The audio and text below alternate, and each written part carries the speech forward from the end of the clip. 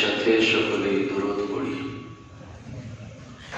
আল্লাহুম্মা সাল্লি আলা মুহাম্মাদিন ওয়া আলা আলি মুহাম্মাদ কামা সাল্লাইতা আলা ইব্রাহিম ওয়া আলা إنك حميد مجيد اللهم بارك على محمد وعلى آل محمد كما باركت على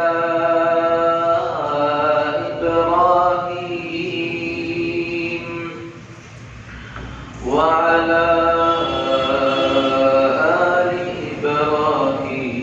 إبراهيم إنك حميد مجيد الحمد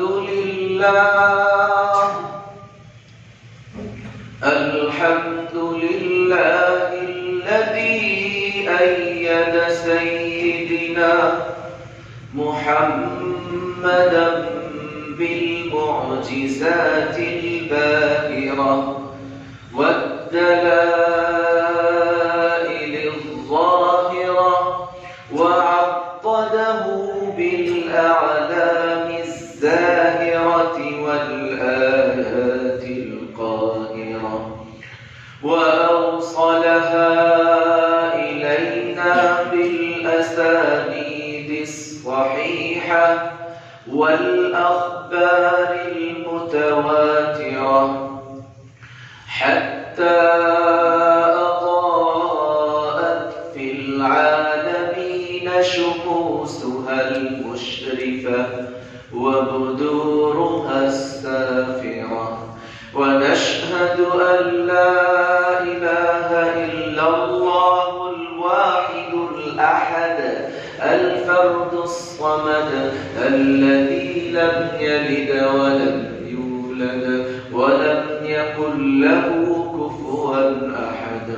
ونشهد أن سيدنا وسندنا ونبينا ومولانا مؤيدنا مخدومنا منظومنا معصومنا مقصومنا مقصودنا محمدا عبده المصطفى ورسوله المجتبى وحبيبه المرتضى ومختاره من أهل الأرض والسماء اللهم صل عليه أفضل صلاة وأتمها وأدومها وأعمها وعلى آله وأزواجه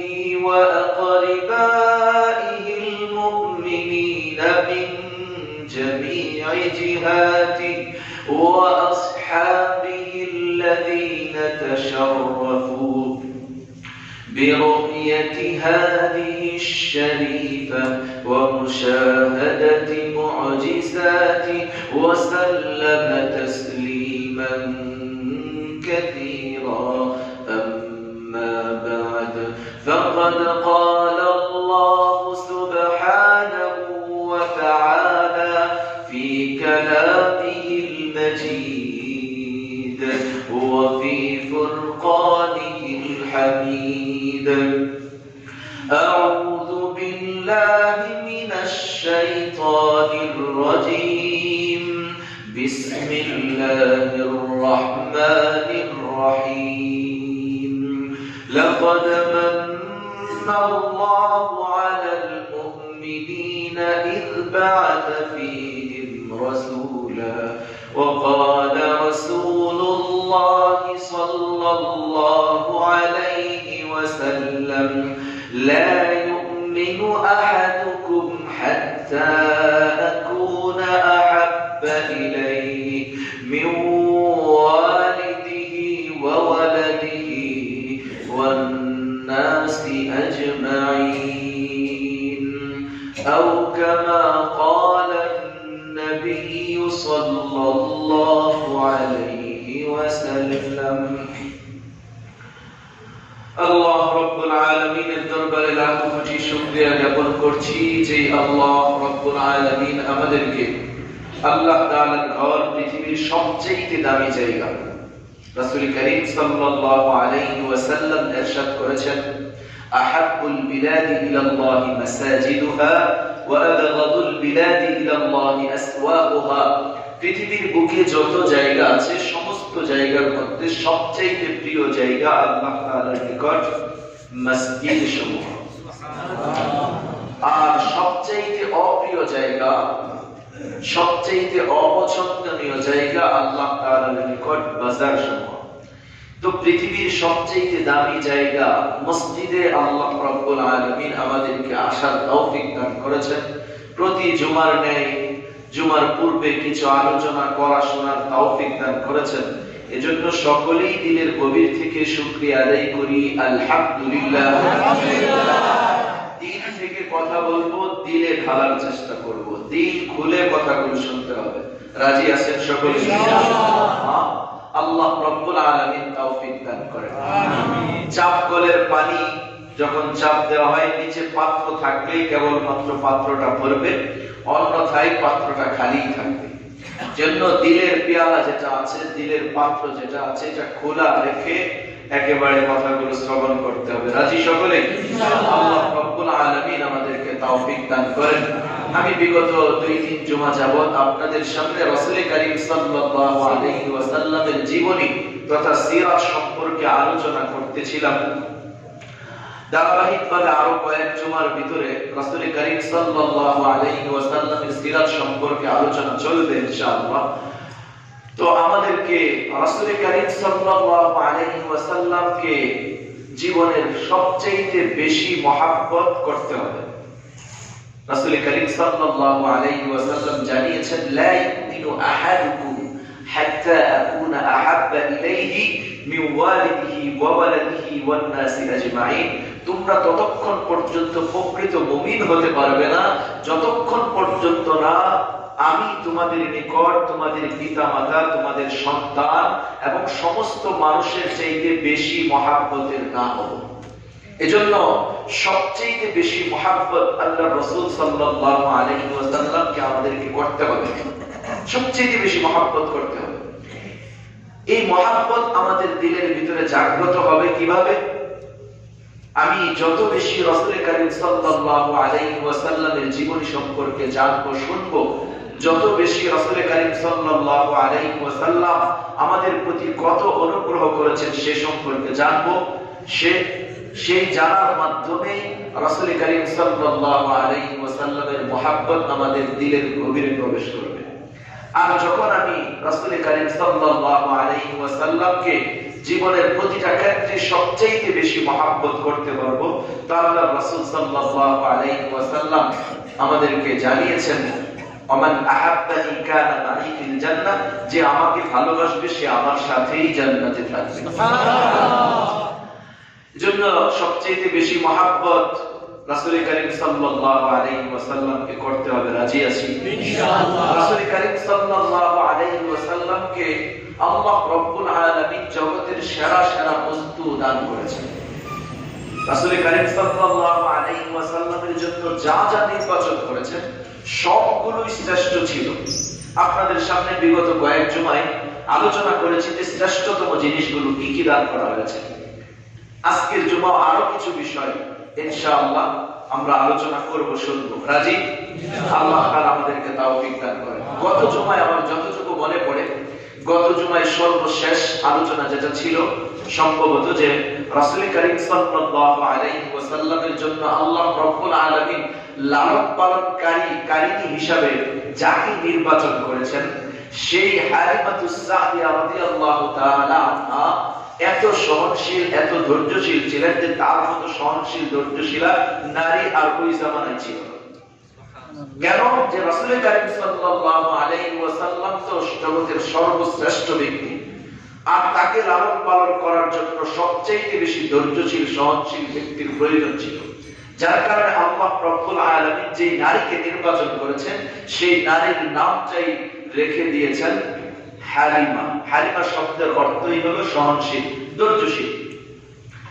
তো আল্লাহ রব্বুল আলামিন জগতের সেরা সেরা বস্তু, সেরা সেরা জিনিস, সেরা সেরা ব্যক্তিকে রাসূল কারীম সাল্লাল্লাহু আলাইহি ওয়াসাল্লামের জন্য নির্বাচন করেছেন।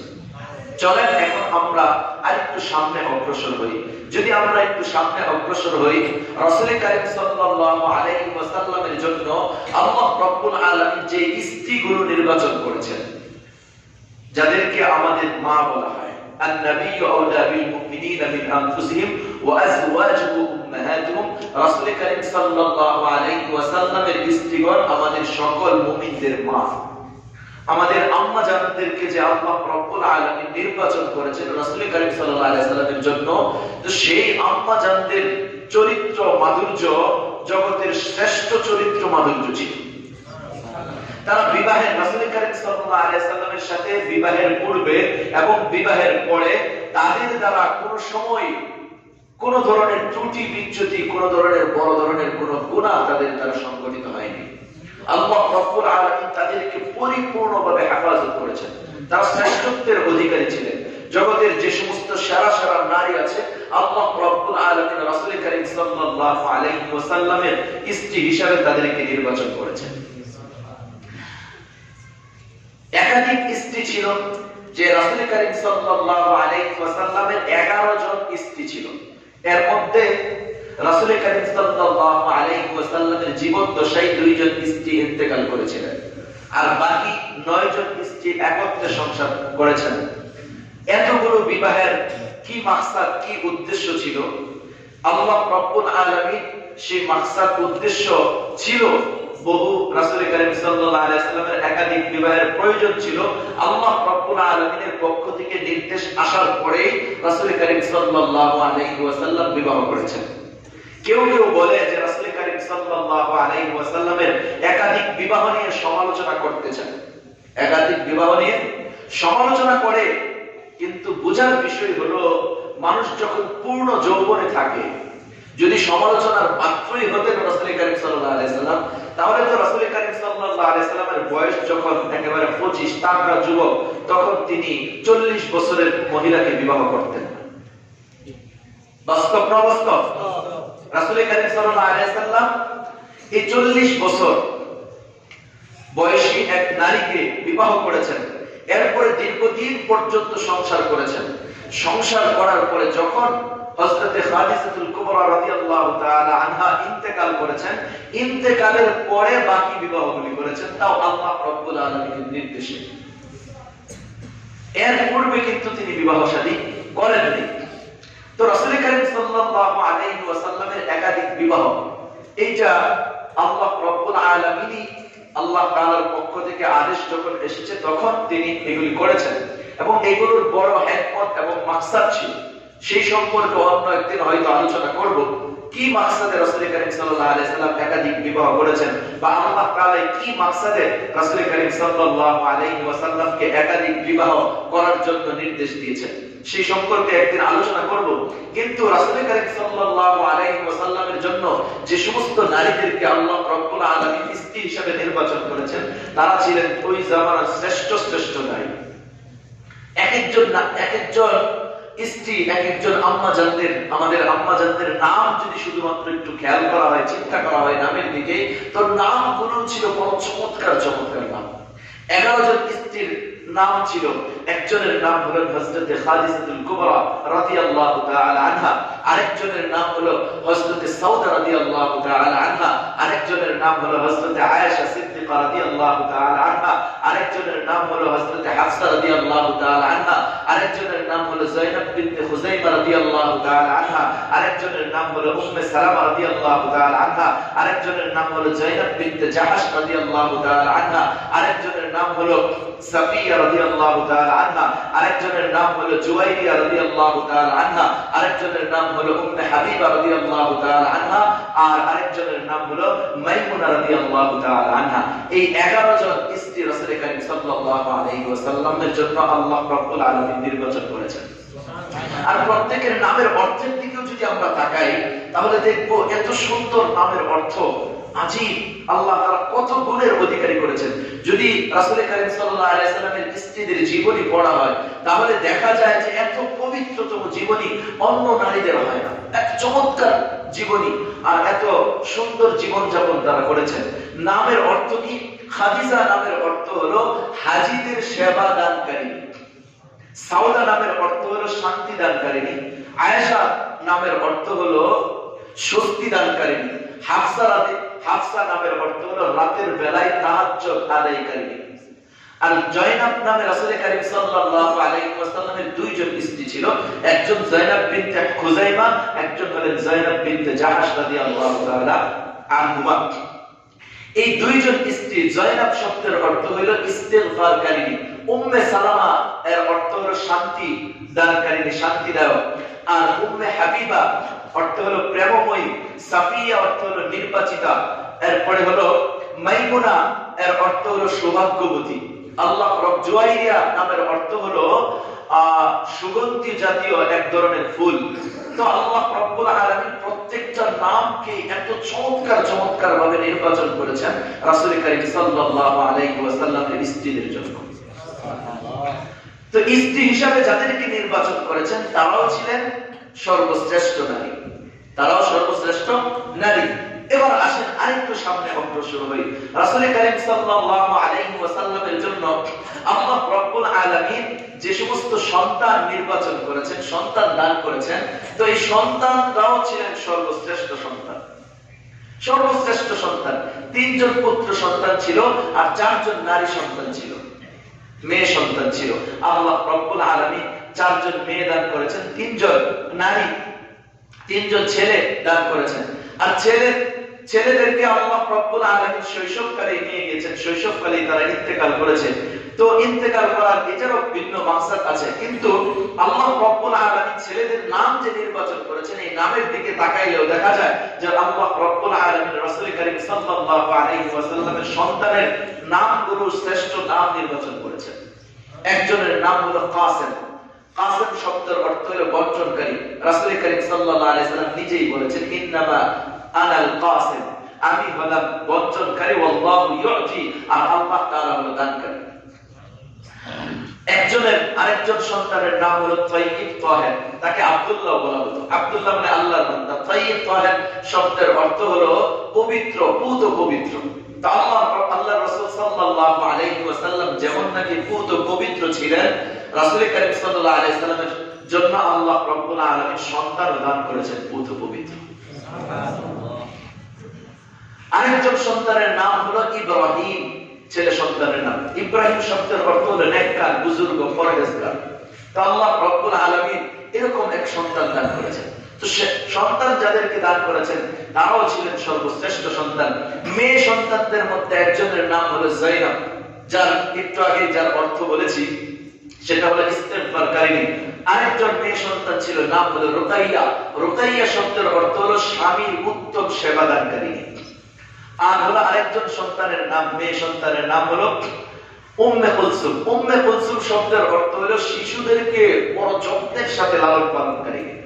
আর ফাতেমা, আল্লাহ রাব্বুল আলামিন এই ফাতেমা রাদিয়াল্লাহু তাআলা আনহা এর নামকে আল্লাহ রাব্বুল আলামিন কেউ বলেছেন ওহীর মাধ্যমে, ইলহামের মাধ্যমে আল্লাহ রাব্বুল আলামিন রাখতে বলেছেন। সুবহানাল্লাহ। এই ফাতেমা শব্দের অর্থ কি? ফাতেমা শব্দের অর্থ হলো জাহান্নাম থেকে মুক্ত। আল্লাহ রাব্বুল আলামিন এই ফাতেমা রাদিয়াল্লাহু তাআলা আনহাকে জাহান্নাম থেকে মুক্ত রেখেছেন, অন্যদেরকেও তো মুক্ত রেখেছেন, কিন্তু জান্নাতের সবচাইতে মহিলাদের মধ্যে সবচাইতে উঁচু মাকাম দানকারিণী যিনি, তিনি হলেন হযরতে ফাতেমা রাদিয়াল্লাহু তাআলা আনহা। এই ফাতেমা রাদিয়াল্লাহু তাআলা আনহা জান্নাতের নারীদের সর্দার হবেন। সুবহানাল্লাহ। আল্লাহ রাব্বুল আলামিন ফাতেমা রাদিয়াল্লাহু তাআলা আনহাকে রাসূল করিম সাল্লাল্লাহু আলাইহি সাল্লামের জন্য নির্বাচন করেছেন। নারীদেরকে যাদেরকে স্ত্রী হিসেবে নির্বাচন করেছেন, পৃথিবীর ইতিহাস যদি আমরা তালাশ করি তাহলে আমরা দেখতে পাবো যে পৃথিবীর ইতিহাসে অনেকের উপর মিথ্যা অপবাদ এসেছে, অনেকের উপর মিথ্যা অপবাদ এসেছে। যেমন নাকি হযরত ইউসুফ আলাইহিস সালাতু ওয়াস সালামের উপর মিথ্যা অপবাদ এসেছে জুলাইখার ব্যাপারে, এসেছে যে সে জুলাইখার সাথে বিভিন্ন মিথ্যা অপবাদ এসেছে। যখন অপবাদ এসেছে তো আল্লাহ রাব্বুল আলামিন এক বাচ্চা শিশুর মাধ্যমে ওই হযরত ইউসুফ আলাইহিস সালাতু ওয়াস সালামের পবিত্রতাকে বর্ণনা করেছেন। হযরত ঈসা আলাইহিস সালাতু ওয়াস সালামের আম্মা জান হযরত মারইয়াম আলাইহিস সালাতু ওয়াস সালামের উপর যখন মিথ্যা অপবাদ এসেছে, আল্লাহ রাব্বুল আলামিন হযরত ঈসা আলাইহিস সালাতু ওয়াস সালামকে পিতাহীন শুধুমাত্র মা থেকে সৃষ্টি করেছেন। আল্লাহ তাআলা যে পিতা ছাড়াও দুনিয়াতে মানুষ প্রেরণ করতে পারেন, পিতা মাতা ছাড়াও যে প্রেরণ করতে পারেন, এটার নমুনা হলো হযরত আদম এবং হযরত হাওয়া আলাইহিস সালাতু ওয়াস সালাম। আর পিতাহীন শুধু মা থেকেও যে সৃষ্টি করতে পারেন, এটার নমুনা হলো হযরত ঈসা আলাইহিস সালাতু ওয়াস সালাম।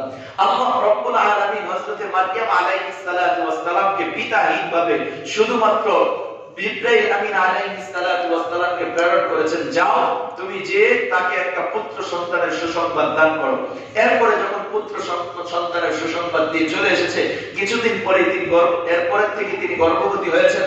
গর্ভবতী হওয়ার পরে যখন সন্তান প্রসব করবেন, এখন এইখানে যদি থাকেন তো মানুষ ভিন্ন ভিন্ন খারাপ মন্তব্য করবে, এই কারণে এই এলাকা ছেড়ে ভিন্ন এলাকায় চলে গিয়েছেন যেখানে জনমানব বিভ্রান্ত, কোনো মানুষজন ছিল না। এক প্রসব বেদনা যখন তীব্র আকার ধারণ করেছে, একটা খেজুর গাছে তিনি হেলান দিয়েছেন, যেই খেজুর গাছ মরা ছিল, কোন ধরনের খেজুর ওইটার মধ্যে ছিল না, ওইটার মধ্যে হেলান দিয়েছেন। হেলান দিয়ে যখন আল্লাহ রাব্বুল আলামিনের নিকট চাইতেছেন, তো আল্লাহ রাব্বুল আলামিন জিবরাইল আমিন আলাইহিস সালাতু ওয়াস সালামকে প্রেরণ করেছেন। জিবরাইল আমিন আলাইহিস সালাতু ওয়াস সালাম এসে হযরত মারইয়াম আলাইহাস সালাতু ওয়াস সালামকে নির্দেশ দিয়েছেন যে তুমি এই খেজুর গাছে ঝাঁকি দাও। খেজুর গাছে ঝাঁকি দেওয়ার পর সাথে সাথে খেজুর গাছ থেকে একেবারে পাকা পুক্ত খেজুর আল্লাহ রাব্বুল আলামিন মারইয়াম আলাইহাস সালাতু ওয়াস সালামের জন্য জমিনে ফেলে দিয়েছেন। সুবহানাল্লাহ। এরপরে পায়ের একটু নড়াচড়া, পায়ের উপর থেকে আল্লাহ রাব্বুল আলামিন মারইয়াম আলাইহাস সালাতু ওয়াস সালামের জন্য পানি প্রবাহিত করে দিয়েছেন। ওইখান থেকে তিনি এরপরে আল্লাহ রাব্বুল আলামিন নির্দেশ দিয়েছেন ফাকুলি ওয়াশরাবি ওয়া কররি আইনা, আরে তুমি এখান থেকে খাও এবং পান করো, তোমার চক্ষুকে শীতল করো। ফাইম্মা তারাইনা মিনাল বাশারি আহাদা, যদি অন্য কোনো মানুষের সাথে তোমার দেখা হয় তাহলে তুমি কি বলবা? তোমাকে যদি কেউ কোনো কিছু বলে, তোমার এই সন্তান নিয়ে যখন তুমি তোমার সম্প্রদায়ের নিকট যাইবা, তখন তোমাকে যখন কেউ কিছু বলবে তখন তুমি কি বলবা? তুমি তখন বলবা ইন্নী নাযারতু লাকা, আমি আজকে তো ইন্নী নাযারতু লির-রহমান সাওমা, আমি আল্লাহ রাব্বুল আলামিনের উদ্দেশ্যে আমি রোজা রেখেছি। তখনকার রোজার মধ্যে একটা রোজা এটাও ছিল যে সারা দিন কথাবার্তা বলবে না। তো ফালান মুকাল্লিমান লিয়াওমা ইনসিয়া, আজকে তোমাদের সাথে কথা বলতে পারবো না। যখন এই অবস্থা হয়েছে, সন্তান কোলে নিয়ে সম্প্রদায়ের কাছে এসেছে, সন্তানকে দেখে বিভিন্ন জন বিভিন্ন মন্তব্য করতেছে। আরেকজন বলতেছে, আরে ইয়া উখতা হারুন মা কানা আবুকি মুরআ সাউদি ওয়া মা কানাত উম্মুকি বাগিয়া, হে হারুনের ভগ্নিপতি, হে হারুনের ভগ্নি, বল তোমার পিতা তো অসৎ ছিল না, তোমার মাতাও তো ব্যভিচারিণী ছিল না, তুমি এরকম কেন? তোমার সন্তান কোথা থেকে আসলো? বিভিন্ন যখন মন্তব্য করতেছিল, তো হযরত মারইয়াম আলাইহিস সালাতু ওয়াস সালাম সন্তানের দিকে ইশারা করেছেন, ফাআশারা ইলাই, সন্তানের দিকে, যে তোমরা সন্তানের সাথে, এই বাচ্চা ছেলের সাথে কোলে করে বাচ্চা নিয়ে এসেছে, কিছুক্ষণ আগে প্রসব করেছে, এই বাচ্চা যখন নিয়ে এসেছে তো ওর দিকে ইশারা করেছে। তো লোকেরা বলতে শুরু করেছে, قالوا كيف نكلم من كان في المهد صبيا, এই বাচ্চা শিশুর সাথে আমরা কিভাবে কথা বলবো? এই কথা যখন তারা বলেছে, সাথে সাথে হযরত ঈসা আলাইহিস সালাতু ওয়াস সালাম কুলের বাচ্চা জবান খুলে গিয়েছে, বলতেছেন قال إني عبد الله, আমি হলাম আল্লাহ তাআলার বান্দা। সুবহানাল্লাহ। হযরত ঈসা আলাইহিস সালাতু ওয়াস সালাম বলতেছেন إني عبد الله, আমি হলাম আল্লাহ তাআলার বান্দা। আতানিয়াল কিতাব, আমাকে কিতাব দেওয়া হয়েছে। ওয়াজআলানি নাবিয়্যা, আর আমাকে নবী রূপে প্রেরণ করা হয়েছে। সুবহানাল্লাহ। ওয়াজআলানি মুবারাকান আইনামা কুনতু, আমি যেখানেই থাকি না কেন, যেখানেই অবস্থান করি না কেন, আমাকে বরকতময় করা হয়েছে। সুবহানাল্লাহ। ওয়াজআলানি মুবারাকান আইনামা কুনতু ওয়া আওসানি সালাতি ওয়াজ যাকাতি মা দুমতু হাইয়া, এবং আমি যতদিন জীবিত থাকি ততদিন পর্যন্ত আমাকে আমার উপর নির্দেশ দেওয়া হয়েছে যেন আমি নামাজ আদায় করি এবং যাকাত আদায় করি। وبرا بوالدتي ولم يجعلني جبارا شقيا والسلام علي يوم ولدت ويوم اموت ويوم ابعث حيا। তিনি বলেন যে আমার উপর শান্তি যেদিন আমি জন্মগ্রহণ করেছি, আমার উপর শান্তি যেদিন আমি মৃত্যুবরণ করব, এবং আমার উপর ওই দিনও শান্তি বর্ষিত হবে যেদিন আমি আল্লাহ রাব্বুল আলামিনের সামনে হাশরের ময়দানে উপস্থিত হব। তো আমি যেই কথা বলতে চাচ্ছিলাম যে অপমান এসেছে মারইয়াম আলাইহিস সালাতু ওয়াস সালামের উপর। আল্লাহ রাব্বুল আলামিন শিশু বাচ্চার মাধ্যমে মারইয়াম আলাইহিস সালাতু ওয়াস সালামের পবিত্রতাকে বর্ণনা করেছেন। কিন্তু যখন অপমান এসেছে রাসূল করিম সাল্লাল্লাহু আলাইহি ওয়াসাল্লামের স্ত্রীর উপর, তখন আল্লাহ রাব্বুল আলামিন এর সমাধানের জন্য, এর পবিত্রতা বর্ণনা করার জন্য কোন ব্যক্তিকে প্রেরণ করেন নাই, কোন বাচ্চাকেও প্রেরণ করেন নাই, কোন বাচ্চার মাধ্যমে পবিত্রতা বর্ণনা করেন নাই।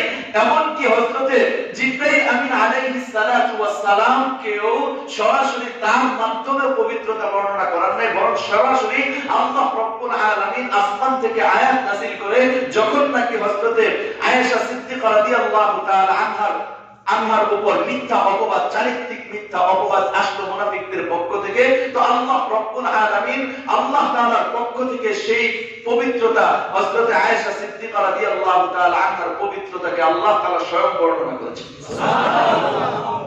অন্যদের অপবাদ আল্লাহ তাআলা কারো না কারো মাধ্যমে বর্ণনা করিয়েছেন, কিন্তু আয়েশা সিদ্দিকা রাদিয়াল্লাহু তাআলা আনহার যে অপবাদ এসেছে, এর পবিত্রতা হযরত আয়েশা সিদ্দিকা রাদিয়াল্লাহু তাআলা আনহার পবিত্রতাকে আল্লাহ রাব্বুল আলামিন স্বয়ং বর্ণনা করেছেন।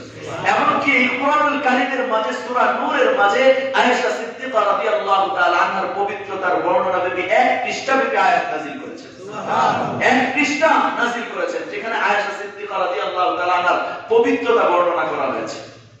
হ্যাঁ, খুলুহু আল কোরআন, আমি কয়েক আগে জুমাতে বলেছিলাম যে কোরআন এটা হলো আমরা পড়ি, এটা হলো একটা লিখিত কিতাব আকারে কোরআন। আরেকটা রাসূল করিম সাল্লাল্লাহু আলাইহি ওয়াসাল্লামের চরিত্রটাই হলো কোরআনের মতো। আয়েশা সিদ্দিকা রাদিয়াল্লাহু তাআলা বলেছেন যে তোমরা রাসূল করিম সাল্লাল্লাহু আলাইহি ওয়াসাল্লামের চরিত্র সম্পর্কে জানতে চাও, তাহলে তোমরা কোরআন পড়ো নাই? কোরআনে যা আছে রাসূল করিম সাল্লাল্লাহু আলাইহি ওয়াসাল্লামের চরিত্রের মধ্যে তা আছে, রাসূল করিম সাল্লাল্লাহু আলাইহি ওয়াসাল্লামের চরিত্রের মধ্যে যা আছে তা কোরআনের মধ্যে আছে। সুবহানাল্লাহ। তো ওই কোরআনের জন্য পোশাক ব্যবহৃত হয় কিনা বলেন? যেটা গিলাফ। কোরআনের পোশাক কি? গিলাফ। বলেন কোরআনের পোশাক কি? গিলাফ। গিলাফ যে পবিত্র এটা আমরা জেনেছি কার কাছ থেকে? আমার আব্বার কাছ থেকে, আমার আব্বার কাছ থেকে, আমার উস্তাদের কাছ থেকে, আমার এরকম শিক্ষকদের কাছ থেকে আমরা জেনেছি, আমার সমাজ জানিয়েছে এই গিলাফ হলো পবিত্র। কিন্তু রাসূল করিম সাল্লাল্লাহু আলাইহি ওয়াসাল্লাম তো এক ধরনের কোরআন, জীবন্ত কোরআন। তো এই জীবন্ত কোরআনের পোশাককে, জীবন্ত কোরআনের পোশাক আল্লাহ তাআলা কোরআনুল কারীমে বলেছেন হুন্না লিবাসুল লাকুম ওয়া আনতুম লিবাসুল লাহুন্না। স্বামী স্ত্রীর পোশাক আর স্ত্রী স্বামীর পোশাক। স্বামী স্ত্রীর পোশাক, স্ত্রী স্বামীর পোশাক। তো আয়েশা রাদিয়াল্লাহু তাআলা আনহা রাসূল করিম সাল্লাল্লাহু আলাইহি ওয়াসাল্লামের পোশাক, আর রাসূল করিম সাল্লাল্লাহু আলাইহি ওয়াসাল্লাম আয়েশা রাদিয়াল্লাহু তাআলা আনহার পোশাক, একে অপরের পোশাক। তো এই পোশাক পবিত্র, কোরআনের পোশাক পবিত্র, এটা আমাকে সমাজ জানিয়েছে, আমার উস্তাদ জানিয়েছে, আমার বাবা জানিয়েছে। কিন্তু আয়েশা রাদিয়াল্লাহু তাআলা আনহা যে পোশাক রাসূল করিম সাল্লাল্লাহু আলাইহি ওয়াসাল্লামের, এর পবিত্রতা স্বয়ং আল্লাহ রাব্বুল আলামিন জানিয়েছেন। সুবহানাল্লাহ। ওই আয়াতের শেষাংশে যখন যেখানে পবিত্রতা বর্ণনা করা হয়েছে, ওইখানে একটা শব্দ উল্লেখ আছে সুবহানাকা। আপনারা বলেন সুবহানাকা, সুবহানাকা পড়তে থাকেন, ইনশাআল্লাহ কোনো না কোনো কথা চলে আসবে ইনশাআল্লাহ। সুবহানাকা সুবহানাকা হাদা বুহতানুন আযীম। আল্লাহ তাআলা এখানে বলেছেন সুবহানাকা, আল্লাহ আপনি পবিত্র, আল্লাহ আপনি পবিত্র, আল্লাহ আপনি পবিত্র। তো প্রশ্ন হলো, অপবাদ তো আল্লাহ তাআলার উপর লাগে নাই, অপবাদ তো আল্লাহ তাআলার উপর লাগে নাই, আল্লাহ তাআলাকে তো কেউ মন্দ বলে নাই, মন্দ তো বলেছে আয়েশা সিদ্দিকা রাদিয়াল্লাহু তাআলা আনহাকে। আপনি আয়েশা সিদ্দিকা রাদিয়াল্লাহু তাআলা আনহার পবিত্রতা বর্ণনা করতেছেন, তো সেখানে আপনি আপনার পবিত্রতা কেন বর্ণনা করতেছেন? আপনি আয়েশা সিদ্দিকা রাদিয়াল্লাহু তাআলা আনহার পবিত্রতা বর্ণনা করলেন, এখানে আপনি আপনার পবিত্রতা বর্ণনা কেন করলেন? তো আল্লাহ তাআলা বলতেছেন সুবহানাকা, ইয়া আল্লাহ আপনি পবিত্র, আপনি পবিত্র। আল্লাহ তাআলা বুঝিয়ে দিয়েছেন সমাজে যখন বিচার সালিশ হয় বা ওই আদালতে যখন বিচার সালিশ হয়, বিচারের মধ্যে যখন সাক্ষ্য গ্রহণ করা হয়, তো ওই বিচারক সর্বপ্রথম বলে এই সাক্ষ্য কে আসছে, সাক্ষী কে আসছে, এদিকে আসো। সাক্ষী আসার পরে সাক্ষী যখন তার সাক্ষ্য দিতে থাকে, তখন ওই বিচারক তাকে থামিয়ে দিয়ে বলে, ওই সমাজের যে মাতবর আছে সে থামিয়ে দিয়ে বলে যে আগে তোমার পরিচয় বলো, তুমি তোমার পরিচয় বলো, তোমার পরিচয়ের যতটুকু তুমি গ্রহণযোগ্য ব্যক্তি হবে, তোমার সাক্ষ্যটাও ঠিক ততটুকুই গ্রহণযোগ্য হবে। কথা বাস্তব না বাস্তব? যদি দেখা যায় একটা চোর বাটপার এসে সাক্ষী দেয়, বলেন এই সাক্ষী কেউ গ্রহণ করবে না। সমাজের একজন নামী দামি ব্যক্তি, একজন প্রভাবশালী ব্যক্তি যদি সাক্ষী দেয়, তাহলে এই সাক্ষীটা কিন্তু আল্লাহ রব্বুল, এই সাক্ষীটা কিন্তু ওই বিচারক কি করে গ্রহণ করবে। এজন্যই বলে যে আগে তোমার পরিচয় বর্ণনা করো, এরপরে তোমার সাক্ষী গ্রহণ করা হবে। তোমার পরিচয়ের অবস্থা অনুযায়ী তোমার সাক্ষ্যর অবস্থা হবে। তো আল্লাহ তাআলা বলতেছেন সুবহানাকা, আরে আমি আল্লাহ তো আয়েশার পবিত্রতা বর্ণনা করতেছি, তোমরা জেনে রাখো যে আমি আল্লাহ যেমন নাকি পবিত্র, সুবহানাকা আমি আল্লাহ যেরকম সর্বপ্রকার দুষ্ত্রুটি থেকে পবিত্র, আমার প্রিয়তম হাবিবের স্ত্রী আয়েশা সিদ্দিকাও সর্বপ্রকার অপবাদ থেকে পবিত্র। সুবহানাল্লাহ, আল্লাহ তাআলা এইভাবে বর্ণনা করেছেন সুবহানাকা হাদা বুহতানুন আযীম, এটা তো বড় মহা অপরাধ, মহা অপবাদ আল্লাহ তাআলা বর্ণনা করেছেন। এইজন্য আল্লাহ রব্বুল আলামিন রাসূল করিম সাল্লাল্লাহু আলাইহি ওয়াসাল্লামের স্ত্রীদেরকে যে নির্বাচন করেছেন, তো জগতের সেরা স্ত্রী নির্বাচন করেছেন, মুমিনদের মা হিসেবে যাদেরকে নির্বাচন করেছেন, তো শ্রেষ্ঠ মা হিসেবে নির্বাচন করেছেন। চলেন এবার আরেকটু সামনে যাই। তো আল্লাহ রব্বুল আলামিন রাসূল করিম সাল্লাল্লাহু আলাইহি ওয়াসাল্লামকে যে দ্বীন দান করেছেন, যে দ্বীন দান করেছেন, ধর্ম দান করেছেন, এইটাও সর্বশ্রেষ্ঠ দ্বীন দান করেছেন। দেখেন একটা পূর্বের নবীর, পূর্ববর্তী নবীদের যে ধর্মের নাম ছিল, এগুলো নবীর নামে, কোন ব্যক্তির নামে বা কোন সম্প্রদায়ের নামে ছিল। যেমন নাকি ঈসাই ধর্মের অনুসারী, যেটা বর্তমানে অনেকেই বলে থাকে, তো ওই ঈসা আলাইহিস সালাতু ওয়াস সালামের নাম অনুসারে তাদের ধর্মের নাম হয়েছে ঈসাই। ইহুদি ধর্মের নাম হয়েছে ইয়াহুদা সম্প্রদায় একটা ছিল, ওই ইয়াহুদা সম্প্রদায়ের নাম অনুসারে তাদের ধর্মের নাম হয়েছে ইহুদি। কিন্তু আল্লাহ রব্বুল আলামিন রাসূল করিম সাল্লাল্লাহু আলাইহি ওয়াসাল্লামের জন্য যে ধর্ম, যে দ্বীন নির্বাচন করেছেন, এটা কোনো ব্যক্তির নাম অনুসারেও নয়, কোনো এরকম ভাবে কোনো সম্প্রদায়, কোনো গোত্রের নাম অনুসারেও নয়, বরং আল্লাহ রব্বুল আলামিন রাসূল করিম সাল্লাল্লাহু আলাইহি ওয়াসাল্লামের জন্য যে দ্বীনটা নির্বাচন করেছেন সেটা হলো ইসলাম। আল্লাহ তাআলা বলেন যে ইন্নাদ দীনা ইনদাল্লাহিল ইসলাম, নিশ্চয়ই আল্লাহ রব্বুল আলামিনের নিকট মনোনীত ধর্ম হলো ইসলাম। সুবহানাল্লাহ। ইসলাম শব্দের অর্থ হলো আত্মসমর্পণকারী, আর আত্মসমর্পণ করে যে ব্যক্তি চলবে সে শান্তির মধ্যে উপনীত হয়ে যাবে। শান্তি, ইসলাম শব্দের অর্থ শান্তি এইটা না, আত্মসমর্পণকারী। শান্তি, ইসলামে কেউ প্রবেশ করলে, ইসলাম অনুযায়ী জীবন যাপন করলে সে শান্তি পাবে, কিন্তু ইসলাম শব্দের অর্থ হলো আত্মসমর্পণকারী। তো আল্লাহ রব্বুল আলামিন ওই বিদায় হজ্জের মধ্যে যখন আয়াত নাযিল করেছেন, আল-ইয়াওমা আকমালতু লাকুম দীনাকুম ওয়া আতমামতু আলাইকুম নি'মাতি ওয়া রাদিতু লাকুমুল ইসলাম দীনা, আল্লাহ তাআলা বলেন আজ আমি তোমাদের উপর তোমাদের ধর্মকে, তোমাদের দ্বীনকে পরিপূর্ণ করে দিয়েছি এবং আমার নিয়ামত রাজিও তোমাদের উপর পরিপূর্ণ করে দিয়েছি। ওয়া রাদিতু লাকুমুল ইসলাম দীনা, আর ইসলামকে দ্বীন হিসাবে আমি নির্বাচন করেছি, মনোনীত করেছি, আর ইসলামের উপরেই আমি সন্তুষ্ট। সুবহানাল্লাহ। তো আল্লাহ রব্বুল আলামিন ওই দ্বীন হিসাবেও যে দ্বীন দান করেছেন, এটাও সর্বশ্রেষ্ঠ দ্বীন দান করেছেন।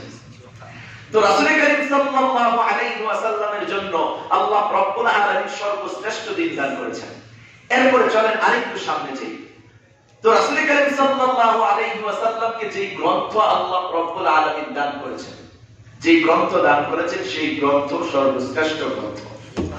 সুবহানাল্লাহ বলবেন না? সুবহানাল্লাহ। কালকে যে বাড়িতে বলবেন, হ্যাঁ একটু জোরে সোরে সুবহানাল্লাহ বলবেন তো আল্লাহ রব্বুল আলামিন আপনার জন্য জান্নাতে এমন গাছ নির্বাচন করবেন, তৈরি করবেন যে গাছের ছায়া 100 বছর ঘোড়া দৌড়াইয়া অতিক্রান্ত করতে পারবে না। সুবহানাল্লাহ।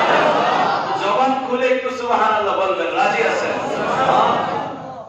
আল্লাহ রব্বুল আলামিন কোরআনুল কারীমের মাঝে, কোরআনুল কারীম সর্বশ্রেষ্ঠ গ্রন্থ, আল্লাহ রব্বুল আলামিন অন্যান্য আসমানি গ্রন্থ নাযিল করেছেন।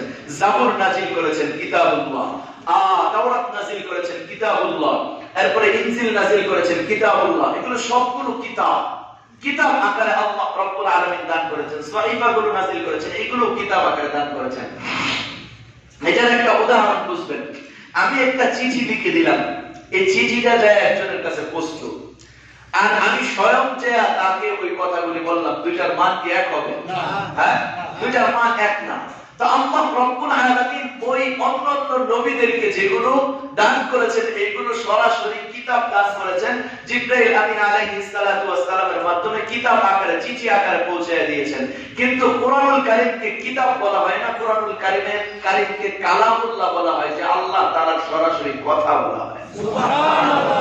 আল্লাহ রব্বুল আলামিন রাসূল কারীম সাল্লাল্লাহু আলাইহি সাল্লামের জন্য যেই গ্রন্থ নাযিল করেছেন, এটা সরাসরি আল্লাহ রব্বুল আলামিনের কথা, সর্বশ্রেষ্ঠ গ্রন্থ। এই গ্রন্থের মধ্যে কোন ধরনের কোনো সন্দেহ নাই, এবং অন্যান্য আসমানি কিতাবগুলো আগের অবস্থানে, যে অবস্থায় আল্লাহ তাআলা নাযিল করেছেন, ওই অবস্থানে বিদ্যমান নাই। ওই অবস্থানে কি নাই? বিদ্যমান নাই। সবগুলো বিকৃত হয়ে গেছে। অনেকে সংযোজন করেছে, বিয়োজন করেছে, কিন্তু 1400 বছরের উপরে সময় অতিক্রান্ত হয়ে গেছে, আর এই 1400 বছর সাক্ষী হয়ে গেছে কোরআনুল কারীমে যে অবস্থায় আল্লাহ রব্বুল আলামিন কোরআনুল কারীম নাযিল করেছিলেন, এখনো পর্যন্ত ওই অবস্থাতেই বিদ্যমান আছে।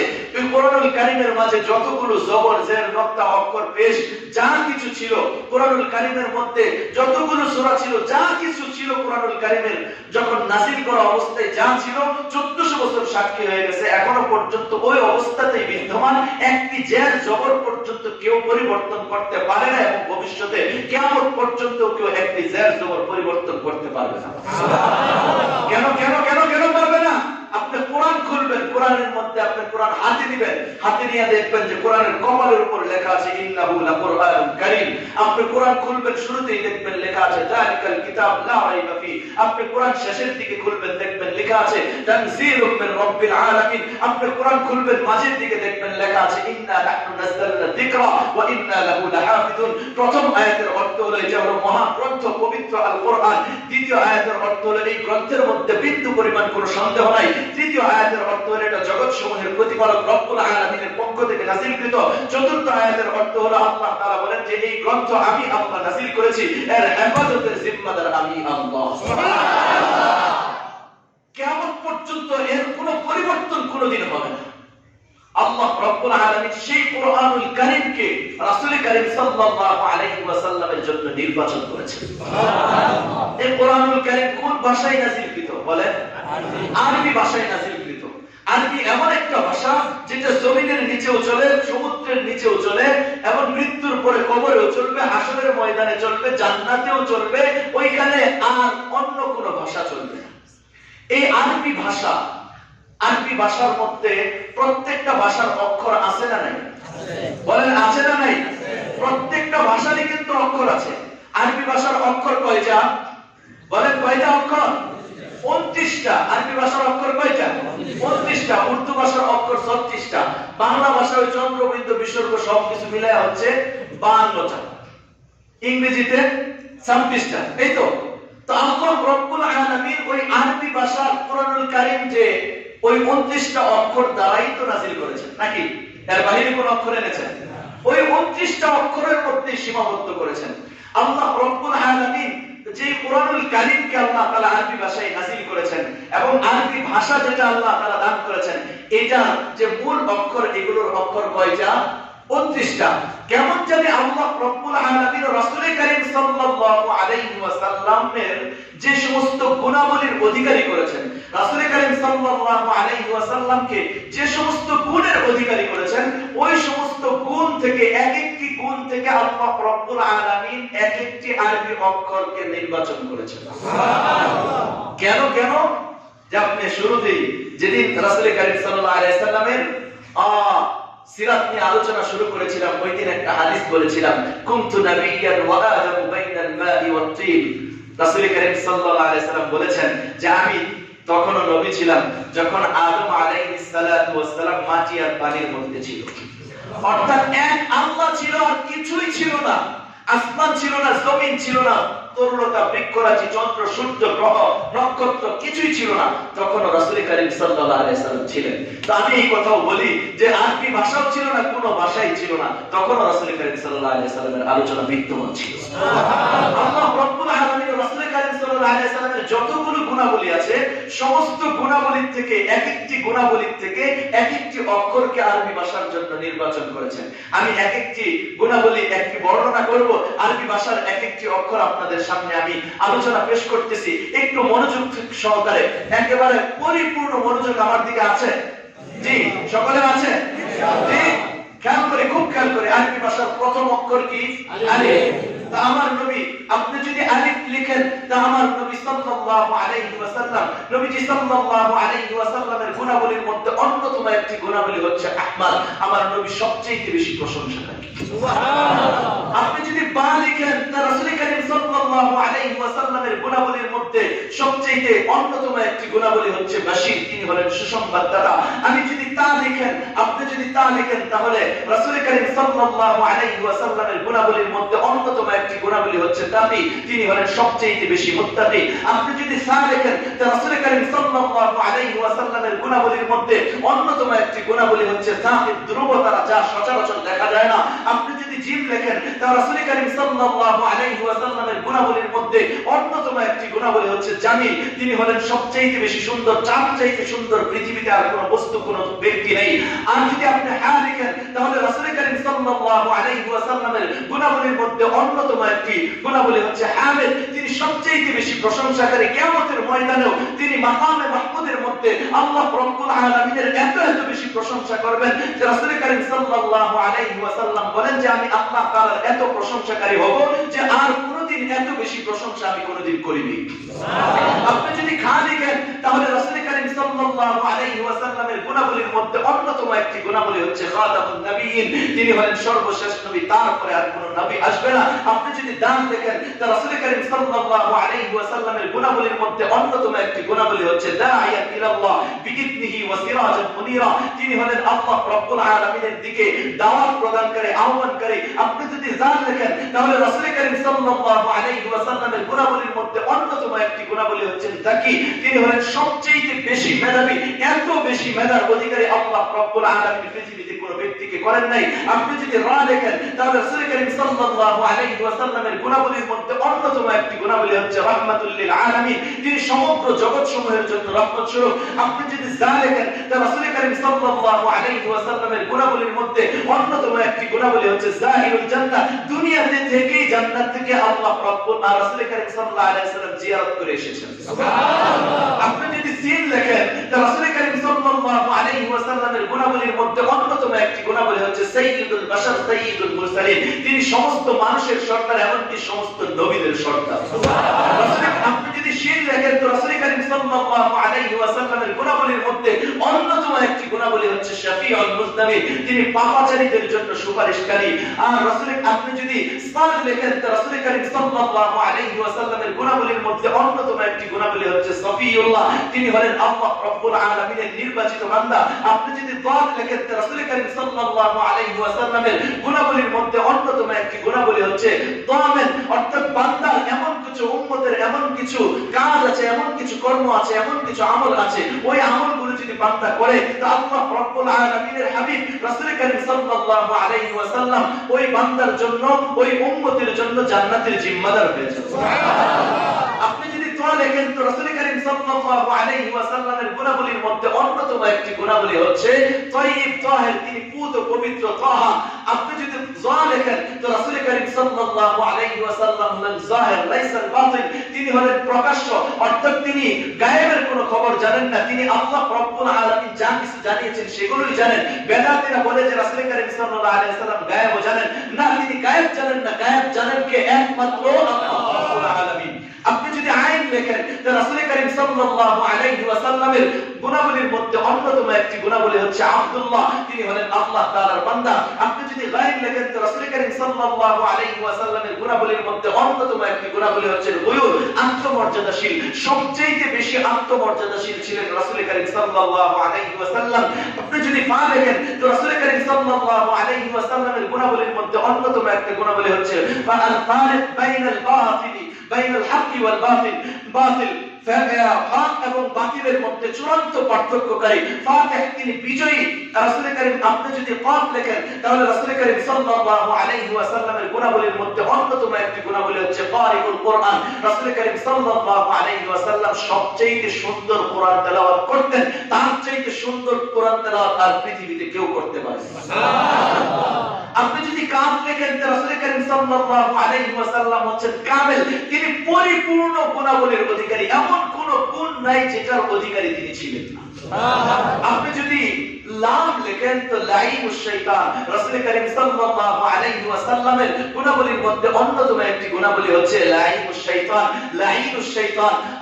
রাসূল করিম সাল্লাল্লাহু আলাইহি ওয়াসাল্লাম সবচেয়ে বেশি শয়তানের নিন্দাকারী।